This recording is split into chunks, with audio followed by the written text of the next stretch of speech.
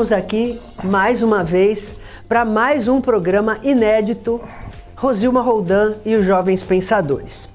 E hoje é um dia muito especial para mim, porque eu estou aqui, tenho a honra de estar aqui no meu programa, um grande amigo, um exemplo de educador. Tive a honra de dar aula junto com ele em uma rede nacional de ensino muito prestigiada e sou testemunha de quanto ele modificou aí as mentes e corações dos alunos para melhor, né? Porque o professor tem que ser transformador. Ainda que o aluno não concorde com ele, o que é mais importante ainda, porque realmente mostra como a transformação é importante, né?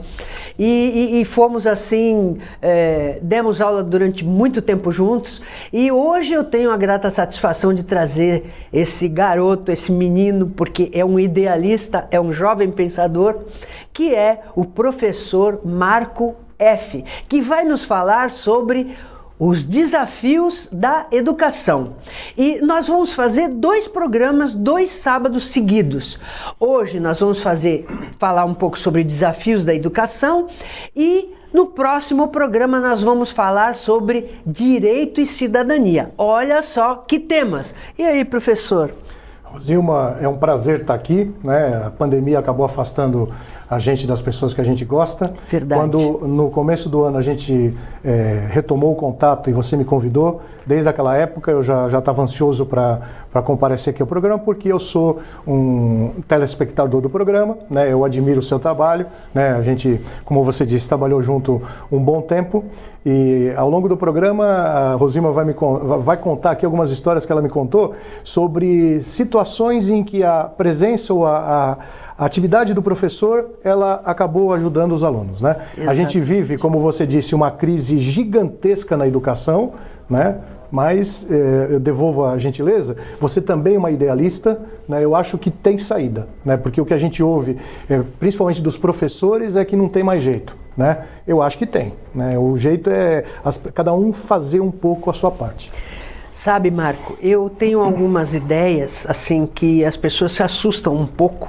Uma delas é obrigar uma criança a estudar. O Estatuto da Criança e do Adolescente, ele proíbe o trabalho infantil. E, claro, a gente sabe que a lei ela é universal. E ela não pode ser casuística, ela não é feita para criança pobre, para criança rica, para criança de classe média, ela é feita para todos. E a realidade, ela é muito diversa, Então, por exemplo, a lei, o Estatuto da Criança e do Adolescente foi feito para proteger as crianças do trabalho infantil. E isso é muito válido. Tanto é que o Bolsa Família, criada pelo Cristóvão Buarque, o objetivo dele era proteger as crianças e dar o valor que a criança ganhava cortando cana, onde ela perdia a mão, furava o olho. Não estudava, né? Não tinha tempo para estudar. Por quê? Porque precisava comer. A vida, a sobrevivência é o direito humano fundamental mais importante. E passa por quê? Por saciar a fome. Então, depois vem a educação. É um direito também, mas depois da vida, porque sem a vida não há liberdade, sem a liberdade não há educação, enfim. Então a criança primeiro precisava ajudar o pai e a mãe, às vezes inválido ou dependente químico, o que fosse. Então o Cristóvão Buarque inventou a história do Bolsa Educação, né? Era o Bolsa Escola. Tanto que ele reclama que foi transformado isso, que não era esse o objetivo, né? Porque hoje as famílias têm um monte de filho para não precisar trabalhar e ganhar o Bolsa Família.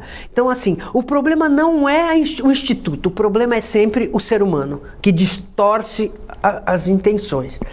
Então, antigamente, as crianças aprendiam a profissão com o pai e a mãe e estudavam também. Hoje o que a gente vê é uma escola chata, deslocada do dia a dia. Uma escola da década de 70. Tanto que quando eu levei a ideia de dar direito para a criança, as crianças reagiram do seguinte jeito: finalmente uma matéria que a gente usa no dia a dia. Ou seja, ela é descolada da realidade. Hoje o acesso à informação é muito mais fácil, as crianças têm informação na internet do que elas quiserem, né? Muito fake news, tudo bem. O professor não é mais o detentor do saber absoluto, ele é sim um formador, um construtor de pessoas. Então o papel do professor mudou, né? E há também uma demolição, não sei se você concorda comigo, da imagem do professor que se vendeu, que está fazendo a cabeça do aluno. Antes pudéssemos fazer a cabeça dos alunos. A gente não pode. O pai não faz, a mãe não faz, o professor não faz. Não, e eu sempre falo para eles, Rosilma, aqui deve ter vários professores assistindo a gente, que quando a gente vive a polarização entre o Bolsonaro e o Lula. Eu não sei a opinião de quem está assistindo esse programa, não me importa, mas é assim, ó, se você pensa diferente de mim, ouvir a minha opinião é importante até para você fortalecer a sua. Né? Exato. Então, o contraditório é necessário. Exato, sim, né? Então, claro. eu não entendo, eu dou aula de química, que é uma matéria que não é tão complicada. Né? Então, os professores que dão aula de humanas, esses caras, qualquer coisa que eles falam em sala de aula, as pessoas vão falar que ele está defendendo esse, defendendo aquele. Agora, é a opinião dele. Né? Então, a gente deve ouvir a opinião dos outros e falar assim, olha, claro, que ridículo, eu não concordo com isso, ou concordo, né? Sim. Agora, a única função da escola, ela não está cumprindo. A escola tem que fazer com que você pense, aprenda a pensar. Né? O aluno, em aula de química, para que eu preciso saber mol? Para nada. Para que eu preciso saber? Não precisa saber mol. Você precisa saber pensar. Exatamente. Né? Só que hoje eu tive numa das escolas que eu leciono, porque eu devolvia uma prova corrigida, e o moleque fala assim, você corrigiu errado minha prova. Né? Você, olha só, né? Você está falando da figura do professor. Você tem que me dar nota aqui porque eu fiz. Aí eu fiz questão de ir até lá, mostrei para ele, tá vendo aqui, ó, você fez uma conta, o que significa isso aqui? Nada. Não, mas eu quis fazer isso, mas é uma prova, você tinha que ter, né? Então é isso. A prova é para provar que você conhece. É isso que a gente tem que fazer, né? É deixar as pessoas pensarem. Né? O teu programa aqui, né? Jovens Pensadores. Exatamente. Tem que pensar, porque senão não adianta. Claro. Né? Eu sou formado há muitos anos, pô, eu não lembro nada da faculdade, sim, né? E é normal. Sim. Agora, a gente aprende a pensar, a respeitar os outros, né? Exatamente. E todas as matérias, todas elas, sem exceção, seja sobre que tema seja, elas são instrumento para você desenvolver a capacidade de argumentar. A minha matéria era Direito e Cidadania, que fundamental, que eu criei isso porque foi a minha segunda faculdade. Eu já fiz a faculdade já bem madura, já tinha casado, já tinha 3 filhos e tudo. E apesar de tudo isso, mudou a minha cabeça. Aí eu falei, caramba, se a gente der para a criança essa matéria e mudar a cabeça dela desde criança, a gente transforma um país. E aí eu comecei a elaborar, né? Comecei a estudar, vi que no Japão, em Portugal, no Canadá e nos Estados Unidos se dá direito para a criança desde que ela entra na escola. No Japão, inclusive, só se começa a dar nota aos 10 anos, porque até 10 anos se ensina conduta. E lá no Japão, todas as pessoas têm a mesma cultura, como deve ser a conduta de todos. E aí minha ideia era essa, era que todos na escola, eu falava para eles, todos, desde o servente, desde o inspetor de aluno, desde o aluno, professor, diretor, dono da escola, todos têm que pensar da mesma forma. Ah, mas você acabou de dizer, temos opiniões diferentes. Não, eu digo em relação a convívio social. Respeito convívio pelo social, próximo, né?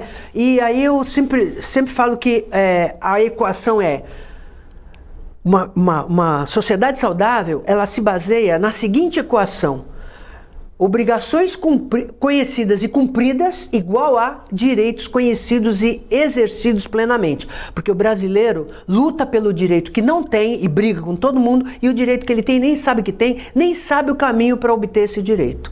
Então, você começando a formar uma geração pensando assim, sabendo que o meu direito depende do seu comportamento, muda um país. Recentemente, Rosilma, eu fiz uma publicação no Instagram falando sobre o rol taxativo, essa mudança nos planos de saúde, né? O que acontece? Pouquíssimas curtidas. Só que aí é o que você está falando. As pessoas lendo aquilo, elas deviam entender que eu não estou fazendo uma manifestação para mim, né? Não é para mim, Sim. né? É para todo mundo. Então o brasileiro é assim, ele só se preocupa quando o atinge. Né? E aquela história de que o brasileiro é solidário, eu não concordo. O brasileiro é solidário em momentos muito graves, né? Quer dizer, um grande acidente, sim. Mas poxa, o que eu vou falar é simplista demais, mas aqui em Santos a gente tem 25 mil pessoas nas palafitas. Só que tem 370 mil que não estão nas palafitas. Então, quer dizer, se houvesse realmente preocupação, ninguém poderia passar fome. Passar fome é inadmissível. Né? E a segunda coisa, você mesmo disse, mais grave, é a educação. Porque a pessoa que não come, essa coitada tem o pior flagelo. Agora, porra, a pessoa que não estuda, ela está condenada. Ela está condenada a ter uma vida muito limitada, né? Pois é. E veja, a gente nota que os jovens entendem que a escola não supre as suas necessidades reais de intervenções fora da escola, né? Então, o que eu fazia? Eu, quando entrei para dar aula de direito, houve uma reação, mas eu não quero ser juiz, não quero ser advogado, eu nunca estudei, agora eu vou ter que estudar, principalmente o pessoal do 9º ano, né? Que eu entrei para dar aula do 6º ao 9º ano na época, crianças de 10 a 15, 16 anos. Em 6 meses eles já estavam dizendo a única matéria que eu uso fora daqui. Claro, né? Você me contou algumas histórias, né? Que se você dividir com os telespectadores aqui, de situações em que os alunos usaram o conhecimento, né? Exatamente. Você me contou Transformaram a história, por exemplo, que eu te contei do Cinemark. Quando ele apareceu aqui em Santos, ele punha as balinhas de troco, que isso era comum. Na padaria te davam balinha de troco em todo lugar, né? E eu dei uma aula para eles de Código de Defesa do Consumidor, porque o primeiro ano de direito, eu dei 4 anos de direito, eles fizeram até TCC no final. TCC, depois do 4º ano de direito que eles tiveram, eles fizeram uma reportagem sobre a importância do direito, o ensino de direito para as crianças. E eles entrevistaram a Beatriz Chalub, um beijo para Beatriz Chalub, maravilhosa, que é minha amiga até hoje no Face. Ele entrevistou o prefeito, ela foi lá, era o Papa que era prefeito, ela foi entrevistar o prefeito. Eu tenho uma história do Papa para te contar também. Não, então, olha só que coisa interessante. E as próprias crianças começaram a transformar suas realidades e elas vinham contar para mim a história do Cinemark, que foi o Ronald de Oliveira, que faz aqui o hashtag. Um outro beijo pro Ronald de Oliveira. Um abraço pro Ronald, que é uma pessoa maravilhosa. Meu maravilhoso querido, que hoje a gente ia gravar o programa com ele, mas ele está com pneumonia, tadinho. Estimas melhor as suas, Ronald. E ele fez um bafafá tão grande no Cinemark do Rio, porque disse que era venda casada, e venda casada era crime. Você dá balinha de troco. Onde que ele aprendeu isso? Aprendeu nas suas aulas. E né? ele veio todo contente depois das férias, foi nas férias de julho, me contar que graças às minhas aulas ele pôde ter o exercício de cidadania. Nós vamos fazer um rapidinho intervalo, voltamos já já, porque agora ele vai contar daqui a pouco a história do Papa.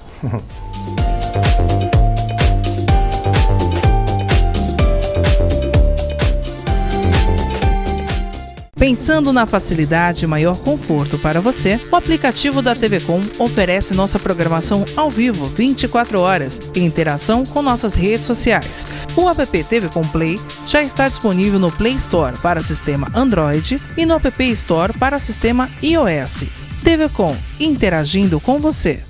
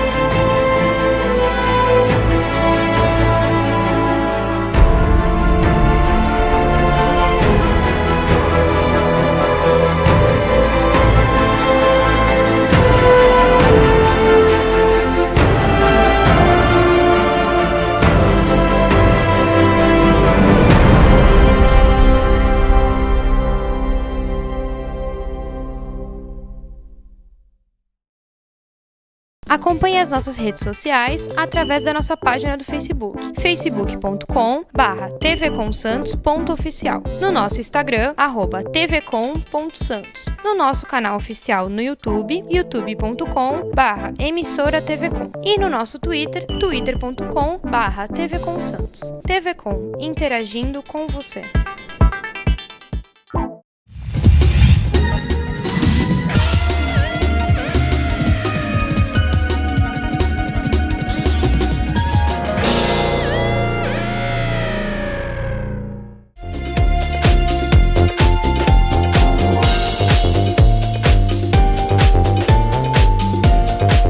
Voltamos e continuando a nossa conversa aqui, que nós continuamos no intervalo, coisas até impublicáveis, hein? Até a propósito da história das pessoas pensarem diferentes, nas minhas aulas eu punha grupos de aluno para debater temas que eles escolhiam. Então, temas assim, interessantes para eles, né? Eles que escolhiam, tipo aborto,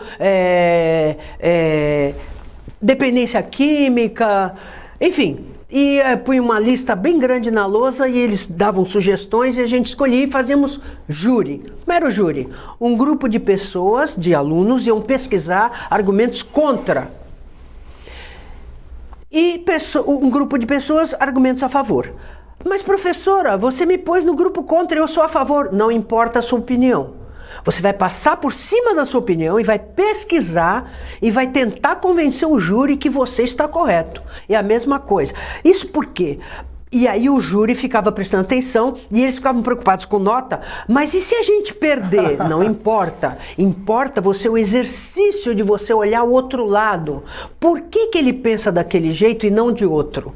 Será que ele está atrás de mim? Ou será que ele está na minha frente? Será que ele já me ultrapassou? E para isso você tem que ter uma escuta humilde. Humilde em que sentido? Essa palavra humildade é uma palavra delicada, porque tem gente que diz, mas a pessoa humilde ela não é assertiva. É sim. Você pode ser humilde. O Neymar é bom jogador? Se ele falar que não é, ele não é humilde. Exatamente. A humildade é a verdade. A humildade é você baixar o seu orgulho e ouvir o outro, ainda que ele não diga coisas que você gosta de ouvir. Não é verdade? Então eu contava para a Rosilma, agora no intervalo, que eu tive um aluno em Itanhaém, que ele fazia nas aulas umas perguntas estranhas, né? E aí, eu não me lembro se fui eu, alguém chegou na sala de professor e falou, esse moleque é louco, né?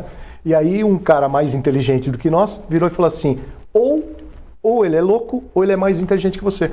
E naquele momento eu fiquei imaginando talvez Newton assistindo minha aula, né?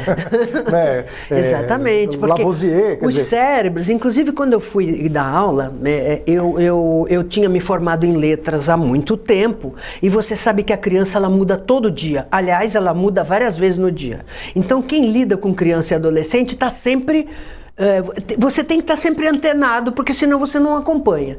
E eu fui fazer psicopedagogia, né, que é o olhar sobre a dificuldade de aprendizagem, e fui fazer também educação especial inclusiva, porque você pegava 50 alunos numa sala, alguns superdotados, outros, vamos dizer, dentro da norma, outros com deficiência visual, outros surdos mudos, outros, enfim, e todos na mesma classe, e você 50 minutos de aula, e agora é pedagogia da pergunta.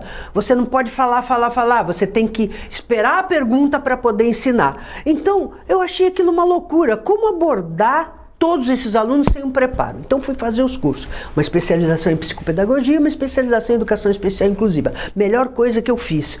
Por quê? Porque você aprende que há cérebros que funcionam diferente. No outro tempo. Eu tenho uma história interessante, Rosilma. Eu também no Guarujá, por coincidência, estou dando aula, e tinha uma menina, né, se ela estiver ouvindo, ela vai saber que é ela mesmo. Ela conversava muito, irritava, entendeu? Irritava bastante. E eu já tinha brigado com ela, acho que já tinha colocado ela para fora algumas vezes. Só que aquele dia eu falei, puxa, eu vou mudar, né? Vou fazer uma abordagem diferente. Ela estava mexendo nas coisas, eu falei, o que você está fazendo? Estou desenhando, né? Aí eu falei assim, deixa eu ver teus desenhos. Ela desenhava muito bem, entendeu? Mas era uma artista. Ela falou assim, inclusive, professor, eu pinto quadros, né? Eu desenho, pinto quadros, né? Eu falei, então você é uma artista. Aí, na hora, surgiu a ideia de propor que ela fizesse uma exposição na escola. Então, quando eu falei isso, ela começou a chorar. Porque para ela, saber química não era importante. Né? Para ela queria que aquele talento que ela tinha fosse reconhecido. E esse é o maior problema da escola. A gente quer que as pessoas pensem. E por isso que as pessoas que cobram a escola sem partido, as pessoas que cobram que o professor não se expresse, elas estão acabando com isso. Né? É importante que eu fale. E se eu falar uma besteira para o seu filho, né, que você argumente, fala, esse professor é um idiota, ele não tem direito de falar isso. Né? Agora, porque senão vai ficar que nem aquelas pessoas que... eu conheço um rapaz que ele, na Paulista, ele coloca o boné na cabeça dos filhos para que eles não vejam o gay se beijando, né? Não pode ser assim. Né? A gente tem que... aquilo que a gente acredita, né? A gente tem que falar. Agora, eu não sou o dono da verdade, né? E muitas vezes, né, e você está falando em humildade, você chegar e falar para o teu aluno, ó, eu acho isso, e se ele argumentar e você perceber que ele tem razão, você tem razão. Exatamente. Qual o problema, né? E o problema, sabe o que é, Marco? É que nós, brasileiros, latinos, não somos, e por isso a ideia do direito nas escolas para criança e adolescente, porque o direito é um instrumento importante, não para fazer as crianças decorarem leis, não. A gente chega nas leis, inclusive a gente estudou Código de Defesa do Consumidor, Código de Trânsito, Estatuto da Criança e do Adolescente, que são as leis mais próximas, todo mundo conhece, as mais próximas, até das crianças mesmo, né? Mas a ideia é você discutir com uma pessoa que pensa diferente de você, ou debater, de uma forma saudável e com fundamento. Foi isso que eu tentei mostrar para eles quando a gente fazia os júris. A gente fez julgamento de personagens literários. Capitu, por exemplo, foi uma das que a gente julgou. Nós fizemos o julgamento do Hitler. Então é interessante que, claro, todo mundo conhece a face criminosa do Hitler. Mas aí quem defendia o Hitler veio com a recuperação da economia, os planos que foram feitos para a Alemanha e que justificam, de certa forma, a adesão do povo alemão a ele. A Rosima tem uma filha psicóloga, né? Sim. Eu não sou psicólogo, não tenho formação nenhuma na área, mas eu li uma vez um livro que, a princípio, as pessoas vão ficar chocadas. Hitler para entender a origem do mal. Né? Então, eu não estou defendendo Hitler, porque eu não poderia defender, mas lá existem alguns motivos, né, que poderiam ter levado ele a agir daquele modo, né? Porque eu sempre falo, por exemplo, do Nardoni. O Nardoni não acordou naquele dia e falou assim, opa, hoje eu vou jogar minha filha pela janela. Alguma coisa aconteceu. Né? Eu também brinco e falo assim, não vou convidar o Nardoni para jantar na minha casa. Sim. Mas eu não posso julgar o Nardoni. Eu não posso chegar e falar o Nardoni é um canalha, ou o Hitler é um canalha, né? Sim. É claro que, o que você falou, todas as evidências, né? Sim. Agora, por que ele fez aquilo? Sim, né? Por que as pessoas agem de um modo diferente? Sim. E, por exemplo, você que é professor, você que está numa classe de 50, como nós pegamos muitas vezes, pessoas tão diferentes, de origens diferentes, né? Então você tem as pessoas com bolsa que vieram até de escolas públicas, né? Que às vezes surpreendem e são os carros-chefes das escolas que dizem, olha, quantos alunos meus passaram em primeiro lugar e a gente sabe que não são crias daquela escola, são crianças e adolescentes que vêm da escola pública e que estão lá, os verdadeiros gênios, né? Porque no Brasil não há um programa, não há nenhuma faculdade que prepare uma pessoa, um profissional para detectar superdotados. Eu tenho um trabalho nesse sentido, né? A exclusão social do superdotado, ele sofre muito, ele não tem diálogo e não há... tem um rapaz, Rosima. Ele é protegido pela Declaração de Salamanca tanto quanto o deficiente, só que o deficiente não mete medo em ninguém, todo mundo ajuda. O superdotado, ele sofre porque ele leva um cérebro de, vamos dizer, 40 anos de idade, mas é uma criança de 5 e ele não sabe o que fazer com aquilo. E o grande perigo, sabe qual é? Dependendo do lugar que ele mora... Ele vai ser taxado de louco. Não. Né? Ele pode ser cooptado pelo tráfico, pelo crime. Por quê? Porque ele é muito inteligente. O crime e o tráfico precisam de gente muito inteligente e eles sabem e eles dão valor. E ele se sente prestigiado. A sua aluna ficou feliz porque reconheceram nela um valor. E a gente fica feliz e fica, às vezes, até escravo de alguém que dá valor pra gente. Então, mas é que é assim, ó, eu acho que todo mundo se acha importante, né? Você se acha importante, eu me acho importante, mas o fato é que o outro também é importante, né? Eu acho que aqui a Rosilma é professora faz tempo, eu sou professor faz tempo, mas o pessoal que está começando, essa é a graça da profissão. Se não fosse pelas pessoas que a gente conhece, né? Agora na semana... No final de semana teve um encontro lá no Colégio Universitas com pessoas, com alunos antigos, né? Você vê o que as pessoas estão fazendo, quer dizer, é uma enfermeira que tá trabalhando na OMS, né? É um médico que trabalha não sei aonde, né? Então, é um cara que... Isso aí é a medalha do professor, Não, né? é a medalha do professor e assim, ó, é a renovação da sociedade. Agora, o que me aflige é que assim, ó, essas pessoas, assim como a gente, tiveram oportunidade de usar o seu talento. Só que quando você priva um moleque de uma escola pública, né, do ensino, você está acabando com os talentos, né? E, na verdade, você sabe bem disso, que você também já teve envolvimento com a política, eu tenho envolvimento com a política, que não falta dinheiro, né? Não falta dinheiro, que as pessoas não querem fazer. Né? Eu não sei se você acredita, eu não tenho opinião formada, mas eu não sei, o pessoal diz que é um projeto do governo, que a educação seja uma porcaria para que as pessoas não questionem. Eu acho que é safadeza mesmo, eu acho que é roubo, né? É desvio de dinheiro, é não se interessar. Sim. Né? Eu trabalhei no gabinete de um vereador aqui e era assim, ó, quando a pessoa procurava, né, você trabalhou com deputados, sim. Quando a pessoa procurava, poxa vida, né, vamos receber.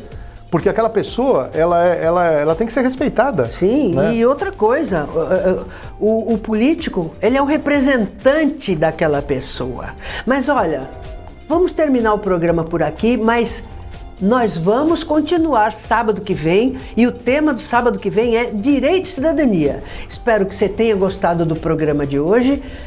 Esperando estar novamente com você sábado que vem, ainda com o querido professor Marco F., Direito e Cidadania. E lembrando que pomos tudo no YouTube para você assistir e rever quando quiser, agora em 2 canais. O Jovens Pensadores, onde a gente põe todos os programas que foram ao ar pela TV Com Santos e pela TV Com Brasil, isso desde 4 de maio de 2013, olha só, os 10 anos chegando, e o Vamos Conversar com Rosilma Roldan, onde nós pomos notícias que analisamos à luz do direito para você. Até o próximo programa, se Deus quiser.